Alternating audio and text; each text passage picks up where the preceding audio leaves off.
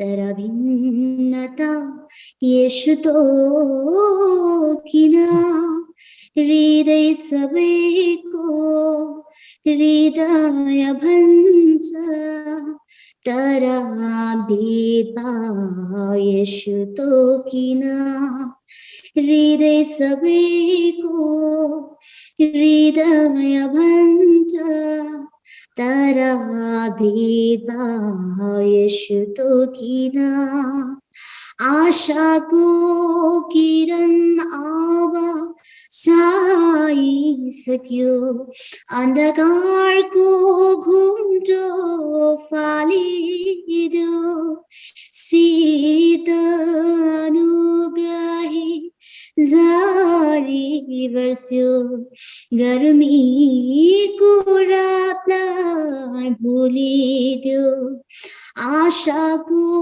किरण अब जीवन उपहारको रूपमा चढाउन आएकी छु तपाईकै दाना जीवन मेरो चढाउन आएकी छु तपाईकै दाना जीवन मेरो चढाउन आएकी छु प्रार्थना गर्नुभएको थियो।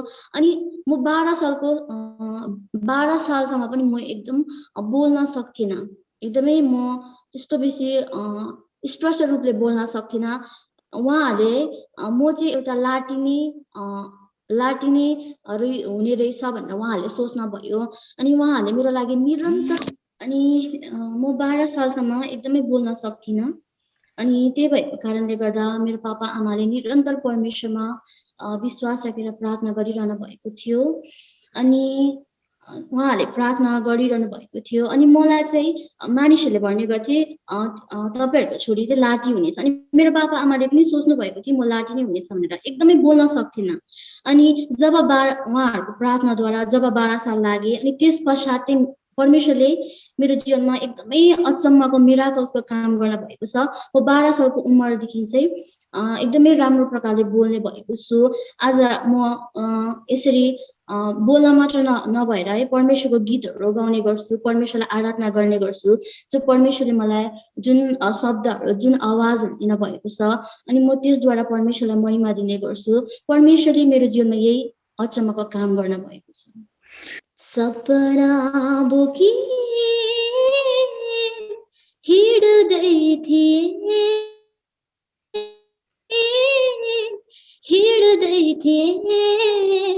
कतै पुरो हुन्छ भनेर कहीँ निराशा कहीँ आशा थियो, कहीँ निराशा कहीँ आशा थियो। सपना बोकी हिँड्दै थिए यस्तो एउटा नाउँ सुने जुन नाउँ येशू थियो। यस्तो एउटा नाउँ सुने जुन नाउँ येशू थियो। त्यही नाउँले सपना मेरो, त्यही नाउँले सपना मेरो सबै पुरा गरिदियो, सबै पुरा गरिदियो। सपना बोकी हिँड्दै थिए, सपना बोकी हिँड्दै थिए कतै पुरो हुन्छ भनेर। दर्शकवृन्द जय मसीह, हार्दिक स्वागत छ। कार्यक्रम साँगुरो बाटोको नौलो श्रृङ्खलामा हामी उपस्थित भएका छौँ। हामीले यो कार्यक्रममा विभिन्न व्यक्तित्वहरूको जीवन परिवर्तनको कथा सुनाउने गर्छौँ र विभिन्न व्यक्तित्वहरूलाई हामीले हाम्रो स्टुडियोमा बोलाएर अथवा जुम मार्फत हामीले पनि विश्वभरमा भएका नेपाली भाषी क्रिस्चियन दाजुभाइ दिदीबहिनीहरूलाई यो कार्यक्रममा समेट्ने कोसिस गर्छौँ।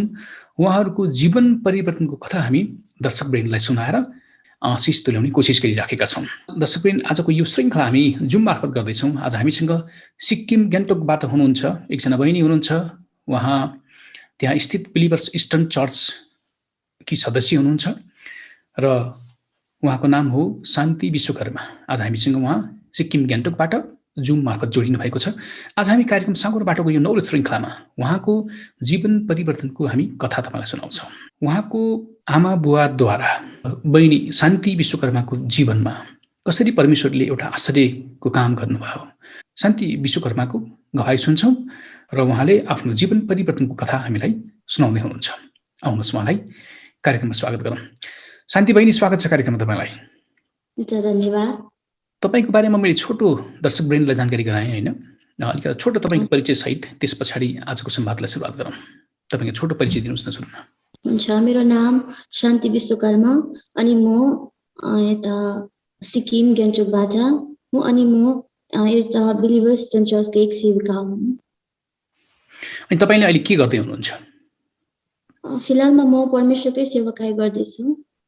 तपाईँसँग अफेरमा कुरा हुँदाखेरि जब तपाईँको बुवाले येशू ख्रीष्टलाई विश्वास गर्नुभयो त्यस पश्चात होइन तपाईँको परिवारमा एउटा अचम्मको एउटा आश्चर्य गर्नुभएको हामीले थाहा गऱ्यौँ।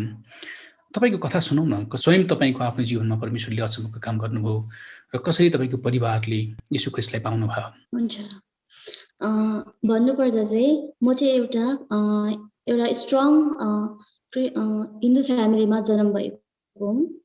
अनि हिन्दू फ्यामिलीमा जन्म भएको कारणले गर्दा जब म 5-6 सालको हुँदाखेरि, सानै बच्चा हुँदाखेरि नै मेरो बाबा आमाले परमेश्वरलाई मद्वारा जान्नुभएको हो। अनि त्यतिखेर चाहिँ म एकदमै सानोदेखि नै एकदमै बेसी रोगी थिएँ। अनि रोगी भएको कारणले गर्दा मेरो पापा आमा एकदमै निराश हुनुहुन्थ्यो अनि उहाँहरू दुःखी हुनुहुन्थ्यो। अनि उहाँहरूले मलाई एकदमै हर जग्गा हस्पिटलहरूमा अनि मन्दिरहरूमा उहाँहरूले लानुभयो। अनि जब उहाँले मलाई धेरैवटा हस्पिटलहरूमा अनि धेरैवटा मन्दिरहरूमा लानुभयो अनि त्यहाँनिर मेरो केही पनि हुन नसकेको कारणले गर्दा अनि मेरो पापा एकदमै निराश भएको कारणले गर्दा उहाँले एक दिन पावल दिनकरणको सेवाकाईको बारेमा उहाँले सुन्नुभयो, जुन चाहिँ सिलगढीमा छ।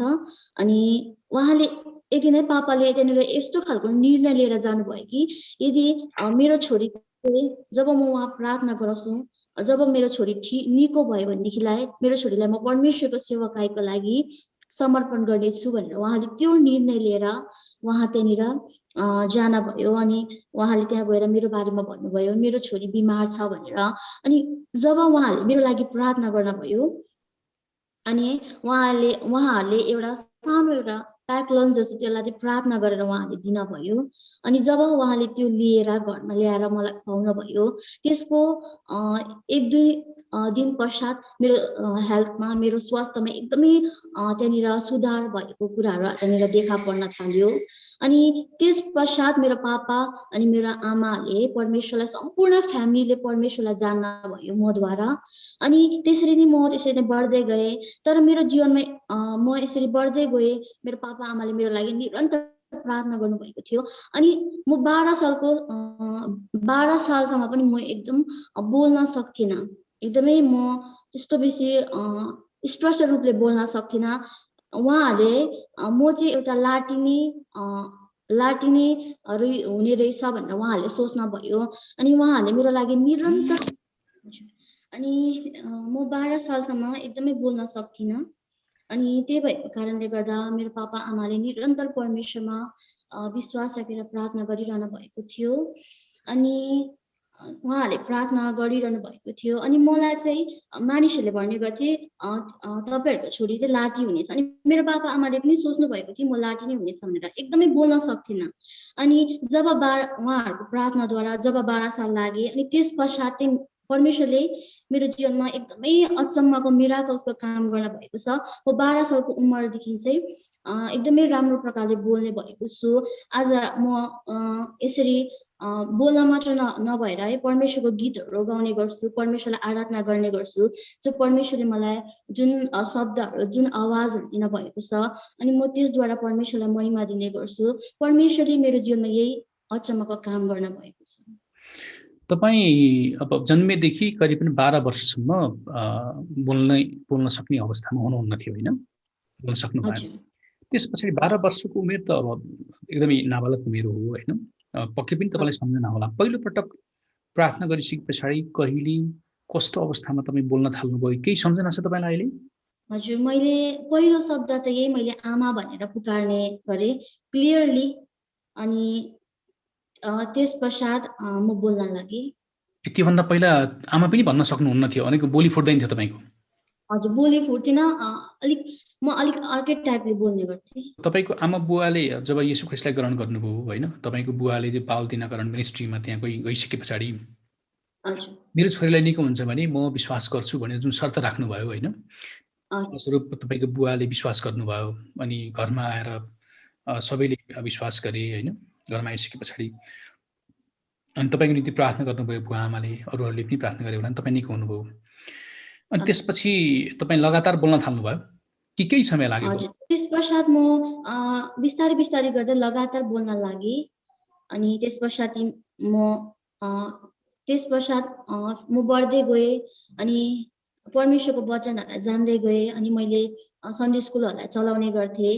अनि यस्तै प्रकारले मैले परमेश्वरलाई त्यसको बादमा परमेश्वरलाई गहिराई रूपले जान्दै गएँ अनि परमेश्वरको मिराकल्सहरू मैले मेरो जीवनमा अनुभव गर्दै गएँ। अनि जुन शर्त राखेर तपाईँको बुवा पावल दिनकरण मिनिस्ट्रीमा तपाईँको बुवा जानुभयो, जुन शर्त राख्नु भएको थियो त्यहाँका अगुवाहरूलाई होइन, मेरो छोरी निको हुन्छ भने म विश्वास गर्छु, म चाहिँ येशू ख्रिस्टलाई म ग्रहण गर्छु भनेर जुन शर्त राख्नुभएको थियो, त्यस पश्चात उहाँले अनि फर्केर आएर तपाईँहरू सब परिवार सबैले विश्वास गर्नुभयो। अहिले अनि बुवाले के भन्नुहुन्छ अहिले तपाईँको यो अवस्था देखेर? अनि आफन्तहरूले छरछिमेकमा टोल छिमेकमा के भन्छन्? अहिले मेरो यो अवस्था देखेर उहाँहरूले भन्ने गर्छ साँच्ची नै परमेश्वरले यसको जीवनमा काम गर्नुभएको। यदि परमेश्वरलाई नजानेको भएदेखिलाई, यदि त्यहाँनिर प्रार्थना नगरेको भएदेखिलाई आज मेरो छोरी बोल्न सक्थेन भनेर उहाँहरूले भन्नुहुन्छ। अनि उहाँहरूले साँच्ची नै परमेश्वरको कामलाई मेरो जीवनद्वारा चाहिँ उहाँहरूले देखेर अनि विश्वास गर्नुहुन्छ।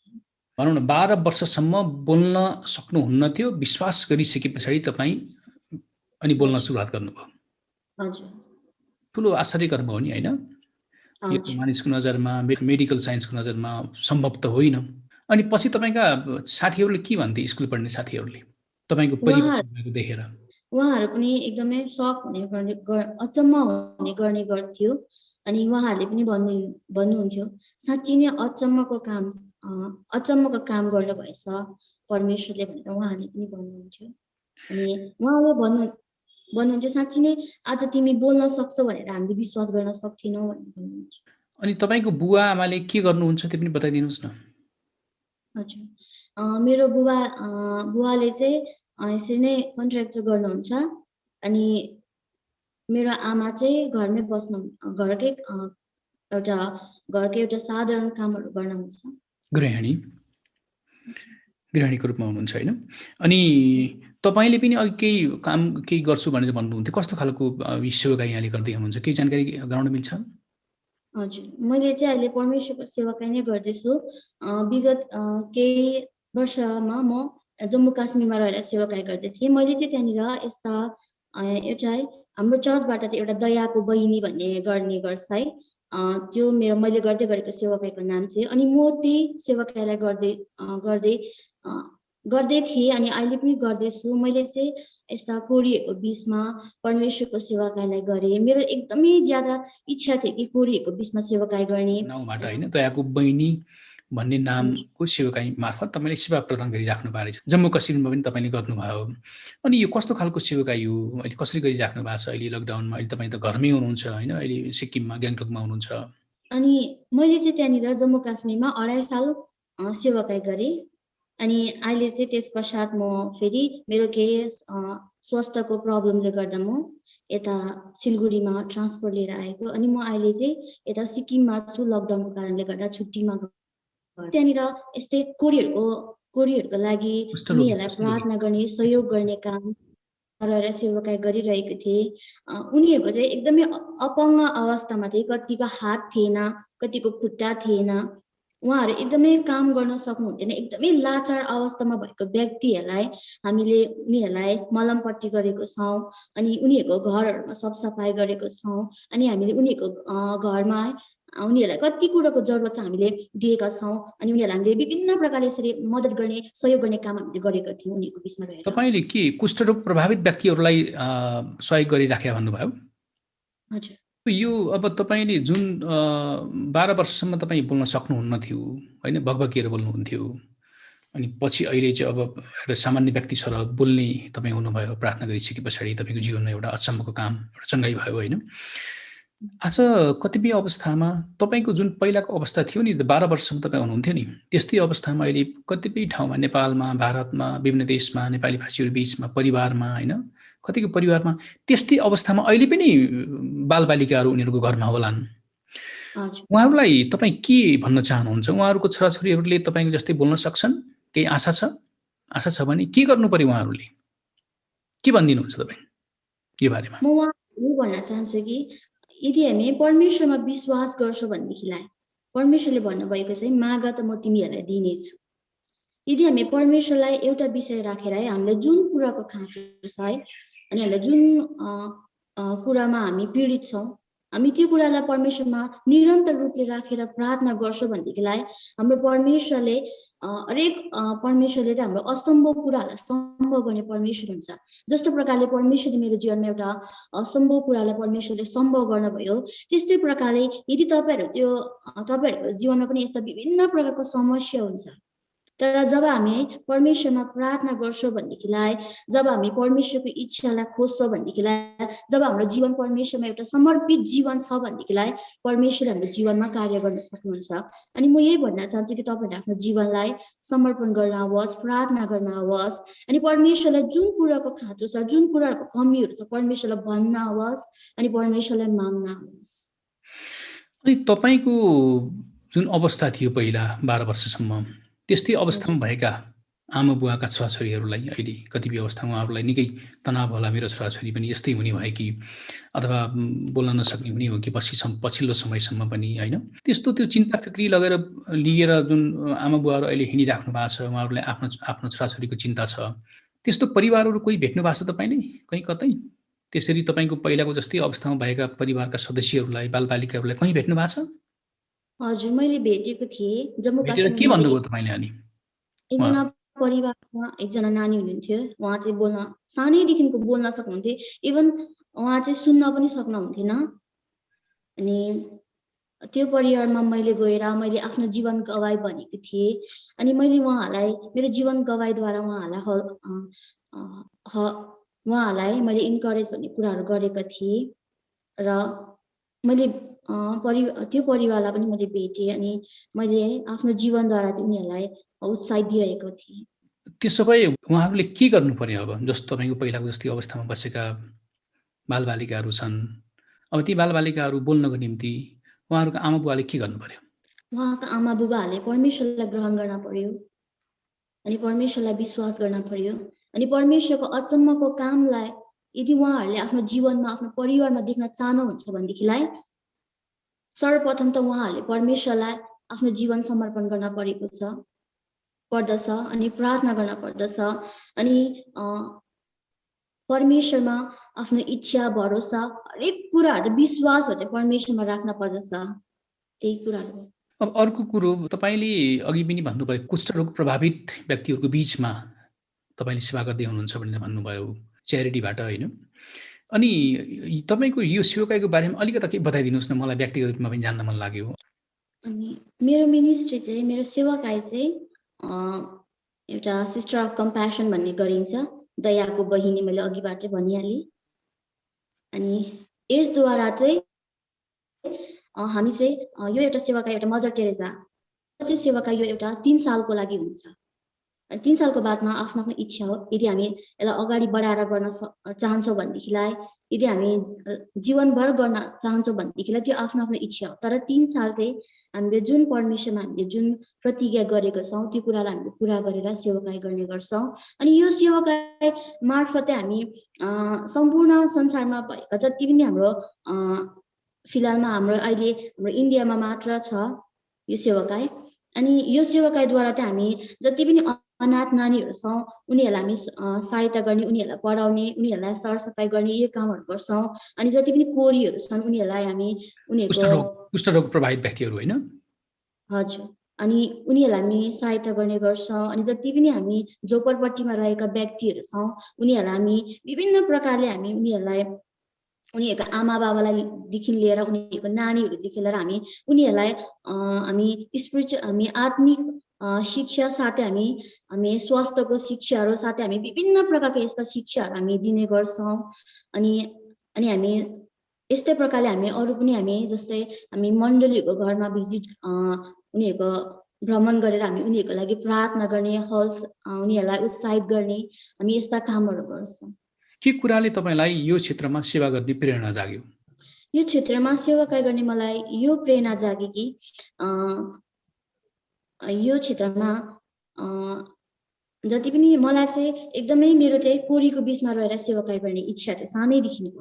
मेरो इच्छा यो थियो। अनि मलाई चाहिँ जति पनि संसारमा भएका जति पनि लाचार अवस्थामा भएको व्यक्तिहरूलाई चाहिँ सहयोग गर्ने मेरो इच्छा थियो। मैले भनेको थिइनँ, मेरो फ्यामिलीमा चाहिँ मेरो पापाले अर्को विवाह गर्न भएको हो म जब 17 सालको हुँदाखेरि। अनि मेरो पापाले अर्को विवाह गर्न भयो। अनि यस्तो भएको कारणले गर्दा मेरो पापा मम्मीको बिचमा एकदमै झै झगडा भएको कारणले गर्दा उहाँहरू अलग अलग रहन भयो। अनि अलग अलग रहन भएको कारणले गर्दा मेरो फ्यामिलीको स्थिति एकदमै बिग्रेको थियो। अनि एकदमै बेसी बिग्रेको कारणले गर्दा कहिलेकाहीँ मेरो फ्यामिली देखेर म आफै निराश हुने गर्थेँ। अनि निराश हुने गर्थेँ। अनि मैले मेरो फ्यामिलीलाई देखेर चाहिँ अनि मैले यो परमेश्वरलाई प्रार्थना गर्थेँ कि आज मेरो फ्यामिली जस्तै आज संसारमा लाखौं करोडौं व्यक्तिहरूको फ्यामिली छ, जोहरूको फ्यामिलीमा एकदमै लडाइँ झगडा हुने गर्छ, जोहरूको फ्यामिलीमा अशान्ति छ, यस्तै प्रकारको कुराहरू छ। तर म उनीहरूको जीवनमा चाहिँ साँच्चै नै मैले मेरो जुन फ्यामिलीको द्वारा चाहिँ मैले जुन कुराहरूलाई अनुभव गरेको छु अनि जुन मैले दुःख तकलिफहरूलाई पाएको छु त्यस्तै दुःख तकलिफमा परेको व्यक्तिहरूलाई चाहिँ म उनीहरूको सेवाकाई गरेर उनीहरूको लागि सेवाकाई गर्नेछु भनेर चाहिँ मेरो फ्यामिलीद्वारा म चाहिँ उत्साहित हुन सकेँ। अहिले तपाईको बुवाको अवस्था के छ? तपाईहरुको बुवा तपाईसँगै हुनुहुन्छ कि? हजुर, मेरो अहिले पनि मेरो बुबा अलग्गै बस्नुहुन्छ। अनि मेरो घरमा चाहिँ मेरो मम्मीहरू, भाइहरू अनि मेरो दादाहरू बस्नुहुन्छ। तपाईले जुन जम्मू कश्मीरमा रहेर जुन सेवा गर्नुभयो नि कुष्ठरोग प्रभावित व्यक्तिहरूको बीचमा, तपाईसँग कुनै फोटो र भिडियो फुटेज छ? तपाईले सेवा गर्नुभयो? लिनु भएन, खिच्नु भएन? कुनै त्यस्तो प्रमाण छ तपाईसँग? हामीले यो इन्टरभ्यूमा हामी त्यो राख्छौँ तपाईसँग तपाईबाट प्राप्त हुने कुनै भिडियो फुटेज छ भने? भिडियो फुटेज त छैन, तर फोटो हुन सक्छ। हजुर। अनि तपाईले गीत पनि गाउँछु भन्नुभयो। अन्तमा एउटा गीत सुनाउ न, तपाईलाई मनपर्ने भजन गीत।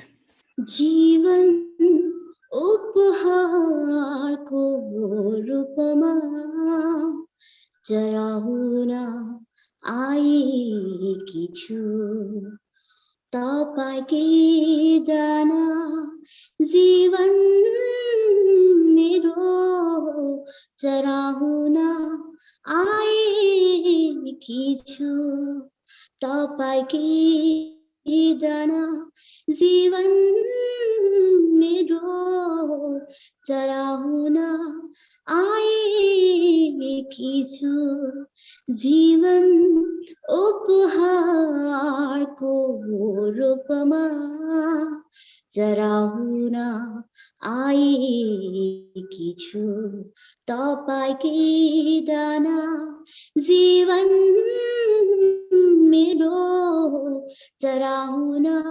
आएकी छु। हुन्छ। यो अन्तरा पनि गाउनु न, मिठो रहेछ नि। कति ठुलो तपाईको शब्दहरू मृत्युभित्र सुन्न सके कति ठुलो तपाईको शब्दहरू मृत्युभित्र सुन्न सके कति ठुलो सौभाग्य मेरो येशू तपाईलाई चिन्न सके कति ठुलो सौभाग्य मेरो येशू तपाईलाई चिन्न सके जीवन उपहारको रूपमा चढाउन आएकी छु तपाईकै दाना जीवन मेरो चढाउन आएकी छु तपाईकै दाना जीवन मेरो चढाउन आएकी छु कति महा तपाईको शब्दहरू मृत्युभित्र सुन्न सके कति महा तपाईको शब्दहरू मृत्युभित्र सुन्न सके कति ठुलो सौभाग्य मेरो येशू तपाईलाई चिन्न सके कति ठुलो सौभाग्य मेरो येशू तपाईलाई चिन्न सके जीवन उपहारको रूपमा चढाउन आएकी छु तपाईकै दाना जीवन मेरो चढाउन आएकी छु चढाउन आएकी छु। वाह शान्ति बहिनी कति मिठो स्वर तपाईको। अनि यो त कसको गीत हो? यो लिडिया राईको। तपाईले अहिलेसम्म कुनै गीत रेकर्ड गर्नु भएको छ तपाईको आवाजमा? हजुर गर्न भएको छैन। तपाईले आफै कम्पोज गर्नुभएको कुनै गीत छ? हजुर छैन। जसले देश विदेशबाट अहिले यो कार्यक्रम सुन्दै हुनुहुन्छ तपाईको स्वर मलाई मन पर्यो र मेरो गीतमा मसँग शब्द सङ्गीत छ आवाज भरिदिनुहोस् भनेर भन्नुभयो भने त्यो अफर गर्नुभयो भने तपाईको निम्ति स्वीकार्य के हुन्छ? हजुर हुन्छ। गाउन सक्नुहुन्छ? हजुर। यस्तो अवसर पाइदिएको भए मैले गाउने थिएँ भन्ने प्रार्थना छ कि छैन तपाईको? हजुर मेरो एकदमै इच्छा छ जुन परमेश्वरले मलाई जुन बोल्नको निम्ति आवाज दिन भएको छ अनि यो आवाजबाट चाहिँ म परमेश्वरको महिमा चाहिँ सधैँभरि गर्न चाहन्छु अनि परमेश्वरको लागि गाउने अनि परमेश्वरको लागि एउटा असल आराधक बन्ने मेरो एउटा इच्छा छ अनि मेरो एउटा सपना छ। अर्को एउटा कुनै गीत सुनाउन? हुन्छ म लिडिया राईकै गाउने छु। Lydia राईकै okay. सपना बोकी हिँड्दै थिए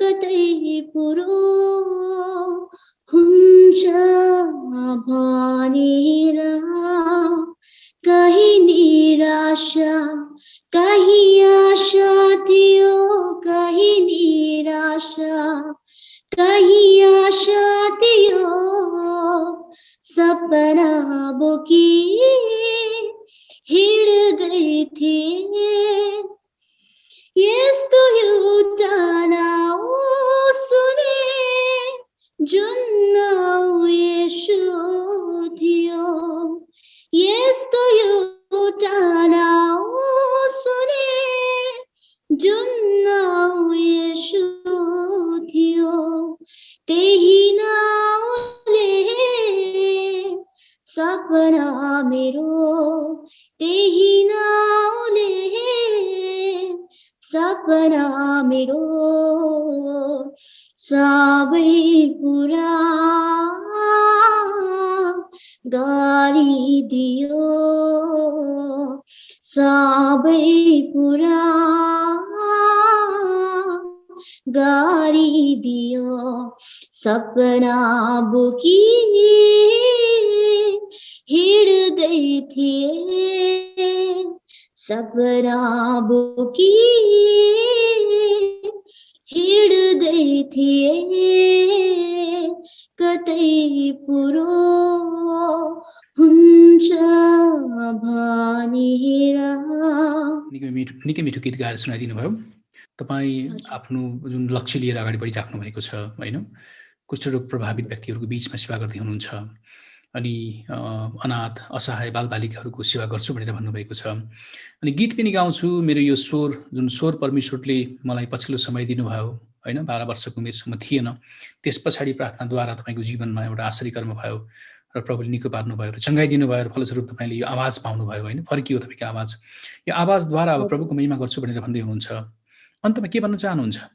म यो भन्न चाहन्छु कि 12 सालसम्म म बोल्न सक्थिनँ। परमेश्वरले मलाई बोल्नको निम्ति आवाज दिनुभयो, अनि मेरो जीवनद्वारा मेरो पापा आमाले परमेश्वरको मेरा अद्भुत कामलाई देख्नुभयो। अनि म यही बोल्न चाहन्छु कि अन्तमा म मेरो जुन परमेश्वरले दिनुभएको आवाज छ, म यो द्वारा परमेश्वरको महिमा गर्न चाहन्छु र परमेश्वरको लागि नयाँ नयाँ भजनहरू, परमेश्वरको लागि धेरै एउटा असल आराधक अनि परमेश्वरलाई गाएर बजाएर आराधना महिमा दिन चाहन्छु।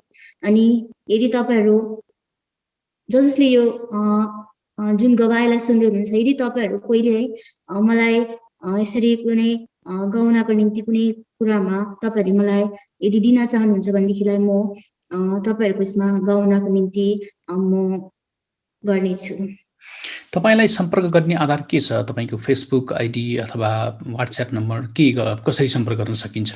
यदि उहाँहरूले तपाईँलाई आफ्नो गीत तपाईँलाई गाउन दिन चाहनुभयो भने? हुन्छ, तपाईँले मेरो फेसबुकमा मेरो शान्ति विश्वकर्मा नाम रहेको छ, तपाईँले त्यहाँनिर गएर मलाई गर्न सक्नुहुन्छ। अनि मेरो वाट्सएप नम्बर छ, तपाईँले त्यहाँनिर पनि मलाई गर्न सक्नुहुन्छ। सो मेरो वाट्सएप नम्बरहरू म दिनेछु, 8491005799 हुन्छ। यसमा तपाईँहरूले मलाई सम्पर्क गर्न सक्नुहुन्छ। अनि फेसबुकमा पनि शान्ति विश्वकर्मामा तपाईँहरूले मलाई सम्पर्क गर्न सक्नुहुन्छ। अन्तमा एउटा अर्को गीत सुनौँ न तपाईँको आवाजमा, कुनै तपाईँलाई मनपर्ने। हुन्छ, म तपाईँहरूको लागि एउटा अन्तमा एउटा गीतलाई गाउनेछु। मान्छे सबै एकै हुन् भन्छन्, तर भिन्नता येशू किन? हृदय सबैको हृदय भन्छ, तर भेदभाव येशू किन? हृदय सबैको हृदय भन्छ, तर भेदभाव येशू किन? आशाको किरण अब छाइसक्यो, अन्धकारको घुम्टो फालिदियो, शीतल अनुग्रही झारी बर्स्यो, गर्मीको रातलाई भुलिदियो। आशाको किरण अब छाइसक्यो, अन्धकारको घुम्टो फालिदियो, शीतल अनुग्रही झारी बर्स्यो, गर्मीको रातलाई भुलिदियो। बसन्त ऋतुराजलाई येशूलाई हृदयमा जगादेऊ, व्यर्थै भयो तिमी